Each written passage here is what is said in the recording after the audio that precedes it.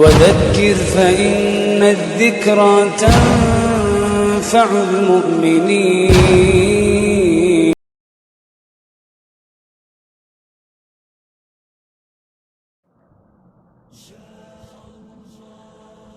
السلام علیکم ورحمۃ اللہ وبرکاتہ.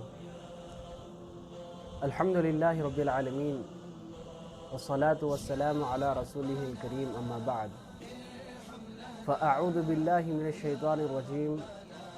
بسم اللہ الرحمن الرحیم. وَإِن جَاهَدَاكَ عَلَىٰ أَن تُشْرِكَ بِي مَا لَيْسَ لَكَ بِهِ عِلْمٌ فَلَا تُطِعْهُمَا وَصَاحِبْهُمَا فِي الدُّنْيَا مَعْرُوفًا. میرے پیارے اسلامی بھائیوں، جس آیت کی تلاوت میں نے آپ کے سامنے اب کی ہے وہ سورہ لقمان کی آیت ہے. رب العالمین نے فرمایا وَإِن جَاهَدَاكَ عَلَىٰ أَن تُشْرِكَ بِي مَا لَيْسَ لَكَ بِهِ عِلْمٌ. اے مسلمانوں، اگر آپ کے والدین جو ابھی مسلمان نہیں ہوئے ہوں یا مسلمان ہونے کے باوجود اللہ کے ساتھ شرک کرنے کا حکم دے تو ہرگز آپ ان کا کہنا مت مانو. تو اللہ تبارک و تعالیٰ کے شرک کے مقابلے میں والدین کی حکم کی تعمیل کرنے کی ضرورت نہیں ہے. بس آپ دنیا میں جب تک رہو ان کے ساتھ اچھا معاملہ کرو، اس کے بعد اللہ تبارک و تعالیٰ کے حوالے ہیں. تو اس آیت کے شان نزول دیکھیں تو ایک خاص صحابی کے متعلق یہ آیت نازل ہوئی ہے، اور یہ اس وجہ سے نازل ہوئی کہ جس طرح اس کا ترجمہ ہے اسی طرح اس صحابی کو ان کے والدین، خاص طور پر ان کی والدہ، اسلام میں داخل ہونے سے، مسلمان ہونے سے روکی تھی. تو انہوں نے اسلام کا جذبہ یا اللہ کی ہدایت ان کے اندر، ان کے دل میں راسخ ہو چکی تھی، تو اس وجہ سے وہ اسلام سے نہیں ہٹے بلکہ والدین کو ہی انہوں نے خلاف ورزی یعنی والدین کو چھوڑ دیا ان کی حالت پر، اور جب تک وہ دنیا میں باقی رہے ان کے ساتھ اچھا سلوک کیا، مگر اسلام کے دامن کو ہرگز انہوں نے نہیں چھوڑا. جس صحابی کے متعلق آج ہم بات کریں گے وہ سعد بن ابی وقاص رضی اللہ عنہ ہے. سعد بن ابی وقاص رضی اللہ عنہ کی اہمیت اگر ان کی سیرت اور ان کی زندگی کے بارے میں پڑھیں تو بہت ہی اہم نظر آتی ہے. جیسا کہ رسول اللہ صلی اللہ علیہ وسلم کے دور میں اور خلفاء راشدین کے دور میں سعد بن ابی وقاص نے اپنی مہارت، اسلام کا جذبہ اور اپنی جتنی طاقت تھی سب انہوں نے اسلام کے لیے صرف کر دی. اس وجہ سے اللہ تبارک و تعالیٰ ان کو صحابی کی مقام سے نوازا، ان سے راضی ہو گیا اور وہ اللہ سے راضی ہو گیا. اگر ان کی اہمیت کے بارے میں پہلی بات کریں تو قرآن کی یہ آیت ان کے متعلق نازل ہونا قیامت تک ہر مسلمان اس آیت کو تلاوت کرتا رہے گا. جب بھی اس کا ترجمہ، اس کی تفسیر پڑھے گا تو سعد بن ابی وقاص رضی اللہ عنہ کا نام ضرور آئے گا. اور دوسری اہمیت والی بات سعد بن ابی وقاص رضی اللہ عنہ کے متعلق ہے کہ وہ عشرہ مبشرہ میں سے ہیں. یہ وہ صحابی ہیں جن کے متعلق رسول اللہ صلی اللہ علیہ وسلم نے دنیا میں ہی کہا کہ دیکھو جو شخص اب آ رہا ہے وہ جنتی ہے. تمام صحابہ رشک کی نگاہوں سے دیکھنے لگے تو دیکھا کہ سعد بن ابی وقاص رضی اللہ عنہ آ رہے ہیں تو سب ان کی طرف دیکھتے ہی رہ گئے رشک کی نگاہوں سے. بعض جگہ تو یہ الفاظ لکھے گئے ہیں کہ آنسو کی نگاہوں سے دیکھ رہے تھے. یہ ان کے لیے قابل رشک بات ہے. ان کے لیے اور ایک اہمیت والی حدیث جو ہم کو ملتی ہے کہ رسول اللہ صلی اللہ علیہ وسلم ان کے اندر ایک مہارت دیکھے تھے جس کی وجہ سے اس مہارت میں اور آگے بڑھانے اللہ سے دعا کی تھی کہ سعد بن ابی وقاص رضی اللہ عنہ کمان چلانے، تیر چلانے میں بہت ہی ماہر تھے. تو اس وجہ سے رسول اللہ صلی اللہ علیہ وسلم نے اسی کے لیے انہوں نے دعا کی اللہم عجیب دعوہ وسدد رمیتہ، کہ اللہ کے رسول نے کہا اے اللہ سعد بن ابی وقاص کی دعائیں قبول فرما اور اس کے تیر چلانے کو مضبوطی دے اور اس کے لیے سیدھا یعنی جو اس نے نشانہ لگاتا ہے اس نشانے تک پہنچنے کی اسے طاقت اور اس کے لیے قدرت نصیب فرما. اب سرور کائنات، اس مدینے کے مالک، اس نبی اکرم صلی اللہ علیہ وسلم کی دعا کرنے کے بعد کون سا ایسا شخص ہے جو فضیلت سے محروم رہتا ہے؟ تو سعد بن ابی وقاص رضی اللہ عنہ کو اس کے بعد اور چند ایسی چیزیں ہیں جس سے بہت ہی اہمیت ملتی ہے، جیسا کہ اللہ کے رسول نے جنگوں میں سعد بن ابی وقاص سے پکار کر کہے تھے، ارن یا سعد خدا کا امی و ابی، اے سعد تیر چلاؤ، میرے ماں باپ آپ پر قربان ہیں۔ یہ آواز، یہ کلمات سننا تھا کہ سعد بن ابی وقاص کو جوش آتا اور ان کی تیر اور تیزی سے چلتی تھی۔ ان کی اہمیت کے بارے میں اور ایک بات اگر ہم سیرت کا مطالعہ کریں، ان کی زندگی میں دیکھیں تو ان کا نسب نامہ رسول اللہ صلی اللہ علیہ وسلم کے نسب نامے سے ملتا ہے۔ تو رسول اللہ صلی اللہ علیہ وسلم کے آبا و اجداد کے خاندان میں سے یہ بھی تھے۔ تو اس طرح سعد بن ابی وقاص رضی اللہ عنہ کی اہمیت اپنی جگہ ایک بہت ہی مستحکم اہمیت ہے۔ ان کی زندگی کا ایک پہلو پیدائش کا پہلو ہے۔ اگر ہم ان کی پیدائش کے متعلق بات کریں تو ہجرت سے 26 سال قبل انہوں نے پیدا ہوئے، جس پر 6 سال قبل ہجرت، اللہ کے رسول ہجرت کرنے سے پہلے پیدا ہوئے۔ اگر ہم عیسوی کی بات کریں تو 599 عیسوی میں مکے میں یہ پیدا ہوئے تھے۔ اگر ہم ان کے دوسرا پہلو اسلام سے پہلے کے پہلو کے بارے میں بات کریں تو بتایا جاتا ہے اور اس میں لکھا جاتا ہے، تاریخ لکھنے والے مورخین نے لکھا کہ سعد بن ابی وقاص رضی اللہ عنہ مالدار صحابہ میں شمار ہوتے تھے، اس وجہ سے کہ ان کے آبا و اجداد مالدار تھے۔ اور اسلام سے قبل کی بات کریں تو اسلام سے قبل یہ اپنے آبا و اجداد کے دین پر تھے۔ اسلام سے قبل ان کا پیشہ تیر بنانا، لوہار کا کام تھا کہ لوہے کا کام کرتے تھے۔ اب عام بات ہے، واضح بات ہے، لوہار کا کام کرنے والے کتنے مضبوط ہوتے ہیں، ان کی طاقت اور ان کا جسم کتنا مضبوط ہوتا ہے۔ اس طرح یہ اسلام سے قبل ایک عام زندگی گزارتے تھے، مگر رسول اللہ صلی اللہ علیہ وسلم کی دعوت اور اللہ تبارک و تعالیٰ کی ہدایت سے ان کا مقام کچھ اور ہی ہو گیا۔ جب تک یہ دنیا ان کا نام لیتی رہے گی، رضی اللہ عنہ کی دعائیں ان کو دیتی رہے گی۔ اگر ہم ان کے اسلام کے پہلو کے بارے میں دیکھیں تو ابو بکر رضی اللہ عنہ کی دعوت پر جو لوگ اسلام قبول کیے ان میں سے سعد بن ابی وقاص رضی اللہ عنہ ایک ہے۔ جیسا ہی ابو بکر رضی اللہ عنہ نے اسلام کی دعوت دی، یہ عقل اور حکمت والے آدمی تھے، اس وجہ سے انہوں نے حق کو سمجھا، اس کے بعد اسلام کو قبول کیا اور مسلمان ہو گئے۔ یہ دلچسپ بات یہ ہے کہ یہ عین جوانی 17 سال کی عمر میں انہوں نے اسلام قبول کیا، 17 سال کے بچپن میں، 17 سال کی جوانی میں انہوں نے مسلمان ہو گئے۔ جیسا ہی مسلمان ہوئے وہ قرآن کی تعلیمات اور شریعت کی تعلیمات سیکھنے کے لیے دار ارقم، جو کہ رسول اللہ صلی اللہ علیہ وسلم کی تربیت کا پہلا مدرسہ تھا، وہاں پر انہوں نے تربیت حاصل کی، وہاں پر علم حاصل کیا۔ اس کے بعد اسلام کے بعد کئی ان کے مشہور واقعے ہیں، اسلامی جنگیں الگ ہیں، ان کے واقعات کچھ اور ہیں۔ جیسا کہ رسول اللہ صلی اللہ علیہ وسلم نبوت کے شروعات میں 3 سال تک اللہ کے رسول نے خفیہ عبادت کرتے تھے، چھپ چھپ کر عبادت کرتے تھے۔ علانیہ عبادت کرنے سے مکے والے اور قریش والے اہل کفار روکتے تھے، مارتے تھے، ایذا رسائی۔ تو اس وجہ سے رسول اللہ صلی اللہ علیہ وسلم خفیہ عبادت کرتے تھے۔ تو اسی طرح سعد بن ابی وقاص بھی ایک خاص جگہ پر پہنچتے اور اپنے ساتھیوں کو لے کر عبادت کرتے رہتے تھے۔ ایک مرتبہ ان کے ساتھ قریش والوں نے مذاق کرنا شروع کیا، وہاں پر پہنچے اور ان کے عبادتوں میں خلل کی۔ تو سعد بن ابی وقاص کو اتنا غصہ آیا کہ وہ اونٹ کی ہڈی اٹھائے اور دے مارے کہ جو لوگ مذاق کرتے تھے ان میں سے ایک آدمی کو ہڈی لگی اور وہاں پر اسے زخم آ گیا، خون بہنے لگا، تو سارے لوگ ڈر کر بھاگنے لگے۔ تو سیرت میں لکھنے والے مورخین بتاتے ہیں کہ پہلا ہمت والا آدمی تھا، یہ پہلا نوجوان تھا جو اسلام کے مقابلے میں آنے والے دشمنوں سے لڑائی کرنے اور ان کے مقابلے میں کھڑنے کے لیے پہلا قدم اٹھایا۔ تو سعد بن ابی وقاص رضی اللہ عنہ کی ہمت اور طاقت اس سے ہم کو سمجھ میں آتی ہے۔ تو جیسا ہی انہوں نے اسلام قبول کیا، جیسا کہ میں شروع میں آیت تلاوت فرمائی، اس کی تفسیر بتائی تھی، اسلام قبول کرنے کے بعد ان کی والدہ اور ان کے والدین مالدار تھے، تو اس وجہ سے ان کی والدہ نے کہا کہ اگر آپ اپنے آبا و اجداد کے دین پر نہیں آؤ گے تو سعد بن ابی وقاص یاد رکھو میں کھانا نہیں کھاؤں گی، میں ہرگز اس وقت تک کچھ نہ کھاؤں گی جب تک کہ آپ اپنے آبا و دین کی طرف واپس آ جاؤ اور محمد کا دامن چھوڑ کر آ جاؤ صلی اللہ علیہ وسلم۔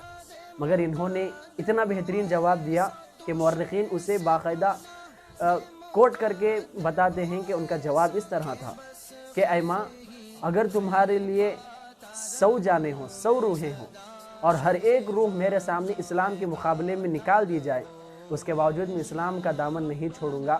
آپ کو میں چھوڑ سکتا ہوں، محمد کے اکیلا نہیں چھوڑ سکتا صلی اللہ علیہ وسلم، مگر میں آپ کے ساتھ نہیں آؤں گا۔ تو ماں سمجھ گئی، ماں نے معلوم کر لیا کہ اب سعد بن ابی وقاص واپس نہیں آنے والے، تو انہوں نے عام زندگی گزارنے لگے، یعنی کھانا پینا کھانے لگے۔ تو اس طرح سعد بن ابی وقاص اسلام کے بعد ان کی زندگی کچھ اور ہی ہو گئی۔ اسلام کے بعد اگر ہم رسول اللہ صلی اللہ علیہ وسلم کے ساتھ ان کا لگاؤ اور ان کی محبت کے بارے میں دیکھیں، کئی احادیث رسول اللہ صلی اللہ علیہ وسلم نے سعد بن ابی وقاص کے بارے میں کہے ہیں، جیسا کہ جنگ احد میں اللہ کے رسول نے کہا تھا کہ ارم یا سعد، کہ اے سعد تیر چلاؤ، فدا کا امی و ابی، میرے ماں باپ آپ پر قربان ہوں۔ کئی صحابہ جو ہمت سے آگے بڑھتے تھے، ان تمام صحابہ کے درمیان اس طرح کا جملہ کہنا کہ میرے ماں باپ آپ پر قربان ہیں، کہ تیر چلاؤ، اس طرح کے محبت الفاظ اور اس طرح جوشیل الفاظ سن کر سعد بن ابی وقاص کی محبت اور زیادہ بڑھنے لگی۔ اور سعد بن ابی وقاص رضی اللہ عنہ رسول اللہ صلی اللہ علیہ وسلم کے ماموں ہوتے تھے، اس وجہ سے اللہ کے رسول نے ایک حدیث میں کہا یہ میرے ایسے بہترین ماموں ہیں، اگر کسی کے اس طرح بہترین ماموں ہیں تو دکھاؤ۔ تو اللہ کے رسول سعد بن ابی وقاص پر فخر کرتے تھے کہ آپ صلی اللہ علیہ وسلم کی والدہ آمینہ کے رشتہ داروں میں سے رسول اللہ صلی اللہ علیہ وسلم کے ماموں لگتے تھے، سعد بن ابی وقاص دور کے ماموں ہوتے تھے۔ تو اللہ کے رسول اس ماموں پر فخر کرتے تھے کہ اس طرح کا ماموں کسی کا ہے تو مجھے لا کر دکھاؤ۔ اتنا ہی نہیں، سعد بن ابی وقاص رضی اللہ عنہ رسول اللہ صلی اللہ علیہ وسلم کے لیے، صحابہ کے لیے بھرپور کوشش کرتے تھے، ہرگز وہ کسی کو برداشت نہیں کرتے۔ جیسا کہ ایک مرتبہ سعد بن ابی وقاص رضی اللہ عنہ کے سامنے ایک شخص آیا اور اس نے صحابہ کو گالی دینے لگا، تو سعد بن ابی وقاص نے کہا کہ رک جاؤ، آپ بہت برا عمل کر رہے ہو۔ اس کے باوجود اس نے نہیں مانا، تو اس سعد بن ابی وقاص نے کہا کہ ہم آپ کے لیے بد دعا کریں گے۔ تو اس شخص نے کہا جو چاہو کر لو، میں ہرگز پیچھے ہٹنے والا نہیں۔ تو سعد بن ابی وقاص رضی اللہ عنہ نے ان کے لیے جا کر وضو کیے، 2 رکعت نماز پڑھی اور ہاتھ اٹھایا، بد دعا کرنے ہی والے تھے کہ اس کے الفاظ بھی اس طرح مورخین نے نقل کیا ہے کہ سعد بن ابی وقاص نے اپنی دعا میں کہا کہ اے اللہ، میں ان لوگوں کے مقابلے میں کھڑا ہوں جن کو تو چاہتا ہے، اور یہ شخص ان لوگوں کو گالی دیتا ہے جس کو تو چاہتا ہے۔ اس طرح سعد بن ابی وقاص اپنی دعا مکمل ہی نہیں کیے تھے، اس شخص کو اونٹ لپیٹ لی، اونٹ دوڑتا ہوا آیا اور اس کے سر کو پکڑا، جھنجھوڑ دیا، یہاں تک کہ اس کی کھوپڑی سر سے الگ ہوئی اور وہ مر ہی گیا۔ تو وہاں پر ماحول سنجیدہ ہو گیا، سناٹا چھا گیا۔ اس کے بعد سمجھ گئے کہ سعد بن ابی وقاص کی یہ دعا تھی۔ اگر ہم سعد بن ابی وقاص کے جنگوں کے متعلق بات کریں تو یہ جرنیل صحابہ میں شمار ہوتے ہیں، وہ صحابہ جن کو کمانڈر کہا جاتا ہے، وہ صحابہ جن کو جنرل کہا جاتا ہے، وہ صحابہ جو قیادت کیے ہیں، فوجوں کی قیادت کیے ہیں، ان میں سے سعد بن ابی وقاص کا شمار ہوتا ہے۔ سعد بن ابی وقاص رضی اللہ عنہ شروع سے ہی رہے، اسلام کی پہلی جنگ بدر میں بھی رہے۔ یہ بات، اس کی دلیل یہی ہے کہ سعد بن ابی وقاص پہلے ہی انہوں نے اسلام قبول کیا، اور دوسری بات اللہ کے رسول نے جو جملہ ارم یا سعد فؤاد کا امی و ابی کا جملہ کہا وہ جنگ بدر میں ہی کہا تھا۔ اس طرح جنگ بدر میں، اس طرح ان کے جنگ احد، جنگ خندق، حدیبیہ، خیبر اور فتح مکہ، اس طرح کی کئی ایسے معرکے اور جنگ غزوات سریے ہیں جس میں سعد بن ابی وقاص نے بہترین قیادت کی ہے۔ ایک مرتبہ کا واقعہ ہے، جنگ احد میں سعد بن ابی وقاص رضی اللہ عنہ جنگ لڑ رہے تھے، اللہ کے رسول جنگ لڑ رہے تھے۔ وہاں پر ایک ایسا بھاری دشمن سامنے تھا کہ مسلمان جس سے ڈر رہے تھے وہ بہت ہی زوردار حملہ کر رہا تھا۔ تو اس وقت رسول اللہ صلی اللہ علیہ وسلم نے جنگ احد میں یہ جملہ کہا تھا کہ اے سعد، اس آدمی کو نشانہ لگاؤ۔ تو سعد بن ابی وقاص نے نشانہ لگانے کے لیے تیر دیکھا تو ان کے پاس تیر ختم ہو چکے تھے، جو قریب میں پڑی ہوئی ٹوٹی ہوئی تیر اٹھایا اور نشانہ لگایا، سیدھے اس دشمن کے پیشانی پر لگا اور کھوپڑی کھل کر مر گئے۔ دوسرا دشمن تھا جس پر رسول اللہ صلی اللہ علیہ وسلم نے نشانہ لگانے کا حکم دیا، تو انہوں نے سیدھے حلق کا نشانہ لگایا، سیدھے حلق میں گھس گیا اور وہ بھی مر گیا۔ تو یہاں پر ہم سعد بن ابی وقاص کی بہادری اور ان کے نشانے کے اندازے کو سمجھ سکتے ہیں کہ ان کا کتنا بہترین اور زبردست نشانہ تھا، اور ساتھ ساتھ میں رسول اللہ صلی اللہ علیہ وسلم کی دعا بھی تھی، اور رسول اللہ صلی اللہ علیہ وسلم کی یہ دو دعائیں ان کے لیے بہت ہی اہمیت والی، تمام صحابہ پر مقام والی تھی کہ اللہ کے رسول ان کی دعا قبول ہونے کے لیے مستجاب الدعوات ہونے کی دعا کیے تھے، اور ان کے لیے ان کی تیر اندازی کے لیے اللہ کے رسول نے ثابت قدمی کی دعا کی تھی۔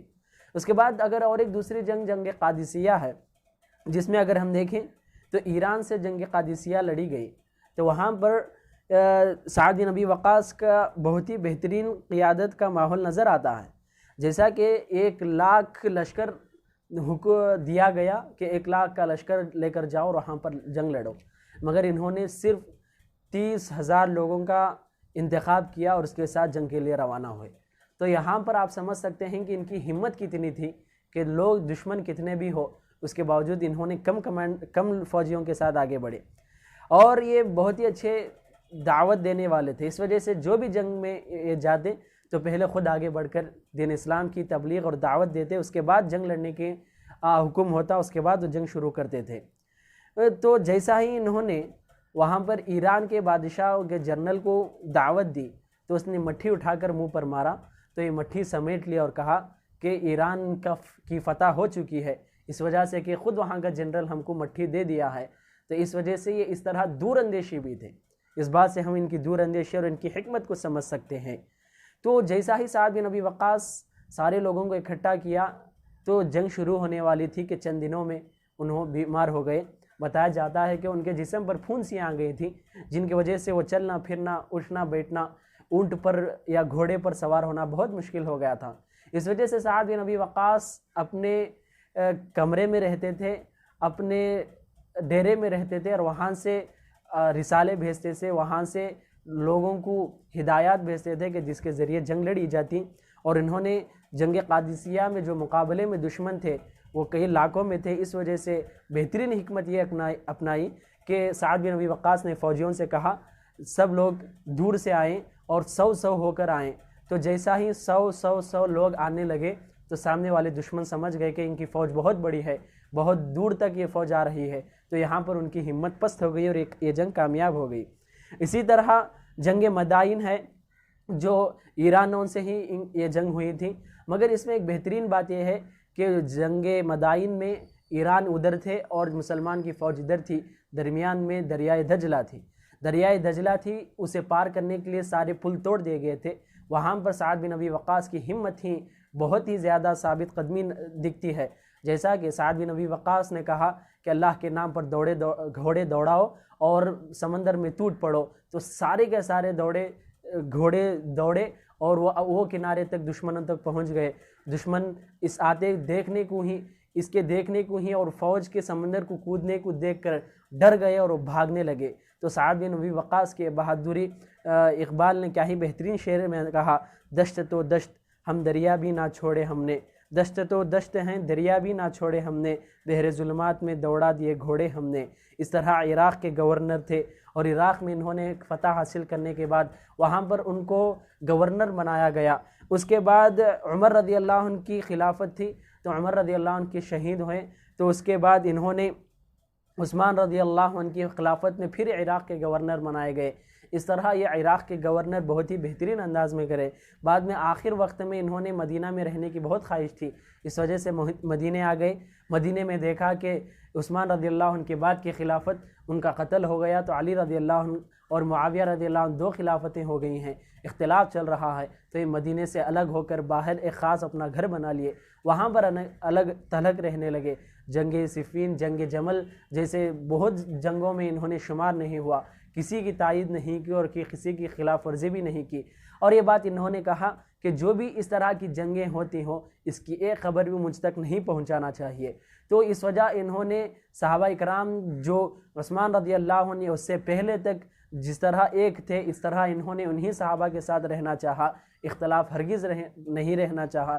تو اس طرح انہوں نے کہا کیا ہی بدترین ہے یہ تلواریں جو اپنے مسلمان بھائی پر چڑھتے ہیں۔ تو اس طرح انہوں نے بہت ہی غم کا اظہار کیا تھا۔ اتنا ہی نہیں، اگر ہم ان کے خاندان کے پہلو، ان کی سیرت میں خاندان کے بارے میں دیکھیں تو والد کا نام جیسا کہ سعد بن ابی وقاص ہے۔ ابی وقاص ان کے والد کی کنیت تھی، مالک ان کے والد کا نام تھا، اور حمنہ بنت سفیان ان کی والدہ کا نام تھا۔ ان کی 11 بیویاں بتائی جاتی ہیں۔ اس کے بعد یہ اصل میں 4 بیویاں اپنی زوجیت میں رکھے تھے، اور اس میں الگ الگ بیویاں، جیسا کسی کا انتقال ہوتا تو دوسری بیوی آتے، جیسا کہ چند نام یہاں پر ہیں: بنت شہاب، معاویہ، ام عامر، بنت حارث، سلمہ، خولہ، طیبہ۔ یہ ان کی بیویوں کے چند نام ہیں جو مشہور نام ہیں۔ اسی کے ساتھ ساتھ ان کے لڑکے 17 لڑکے ہیں اور مشہور بھی ہیں، کئی لوگ ان میں جنگ میں بھی شمار تھے۔ اور عجیب اور بہت ہی انوکھی بات یہ ہے کہ ان کی لڑکیاں بھی 17 تھیں، بیٹے اور بیٹیاں 17 تھیں۔ ان کی اولاد کی نسل بہت ہی دور دور تک تھی۔ اگر ان کے زندگی کا آخری مرحلہ خاتمے کا پہلو دیکھیں تو سعد بن ابی وقاص رضی اللہ عنہ 40 سال زندہ رہے، 40 سال زندہ رہے، اور ان کے وفات یعنی ہجری کا وقت دیکھیں تو 50 پر 4 ہجری میں ان کا انتقال ہوا۔ اگر عیسوی کی بات کریں تو 670 پر 4 عیسوی میں، یہ انگلش کیلنڈر کے حساب سے 670 پر 4 عیسوی میں ان کا خاتمہ ہوا۔ اور ان کے خاتمے کے وقت ان کے بیٹے کی روایت ہے کہ والد صاحب نے جب ان کے آخری وقت تھا تو کہا کہ جنگ بدر میں جس کپڑوں کے ساتھ میں نے جنگ کی ہے انہی کپڑوں مجھے کفن دیا جائے۔ انہوں نے آخری دم تک اس کپڑے کو بچا کر رکھا تھا، تو آخر میں انہی کپڑوں میں ان کو کفن دیا گیا اور مدینے کے قریب ان کو دفنایا گیا۔ تو اس طرح سعد بن ابی وقاص کی بنیادی معلومات رہیں، ان باتوں کو یاد رکھیں۔ سعد بن ابی وقاص کی طرح اپنی دعاؤں کو اللہ کے ساتھ مضبوطی سے جوڑیں اور اللہ پر مکمل یقین اور بھروسہ رکھیں۔ اللہ ہم سب کو نیک توفیق نصیب فرمائے، آمین۔ والسلام علیکم ورحمۃ اللہ وبرکاتہ۔